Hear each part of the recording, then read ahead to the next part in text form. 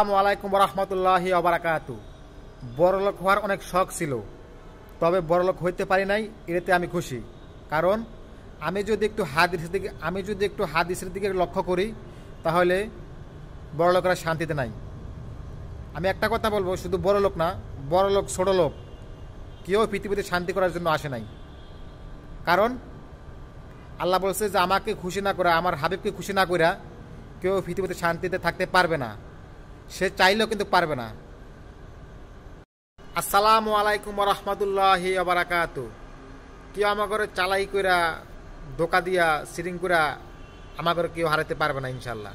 কারণ আমরা হইলাম নোয়াখালী। তাহলে আমাদের বাসায় একটা কথা শুনেন, কেউ সিটারি বাটপারি করে, কেউ কথা দিয়া, কেউ বুদ্ধি দিয়া আমার ঘরে হারাবের মতন এরকম কেউ লোক নাই।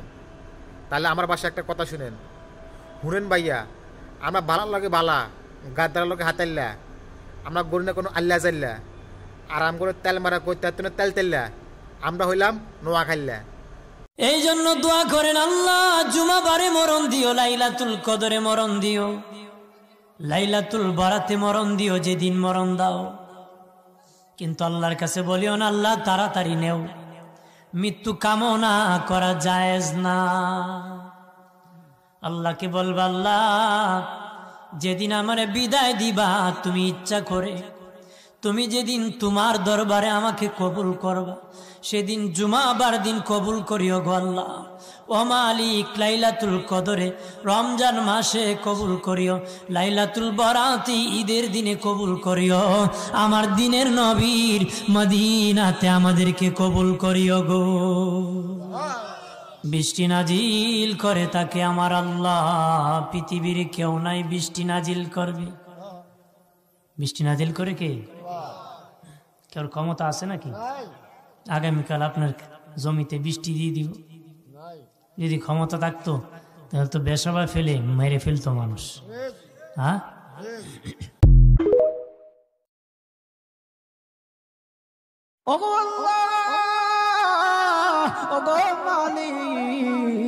তুমি ছাড়া তো আমাদের আর কেউ নাই, তুমি ছাড়া তো আমার আর কেউ নাই। আল্লাহ গো, তুমি যদি মাফ না করো কে আমাকে মাফ করবে? তুমি যদি মাফ না করো কে আমাকে মাফ করবে? তুমি যদি আমাকে মাফ করো তাহলে তোমার কোনো দিকে কমবে না, তুমি যদি আমাকে মাফ না করো তোমার কোনো দিকে বাড়বে না।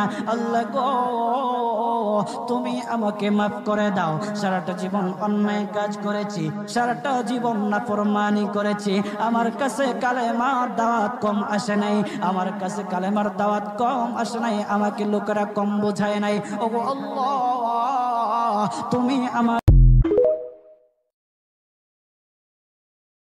মায়ার নজরে তাকালে গুনাহ মাপ। 1 নাম্বার হলো কোরআন শরীফের দিকে তাকালে গুনাহ মাপ। 2 নাম্বার হলো কাবা শরীফের দিকে তাকালে গুনাহ মাপ। 3 নাম্বার হলো মা বাবার চেহারা দিকে তাকালে গুনাহ মাপ। 4 নাম্বার হলো হক্কানি আলামদের চেহারা দিকে তাকালে মাপ।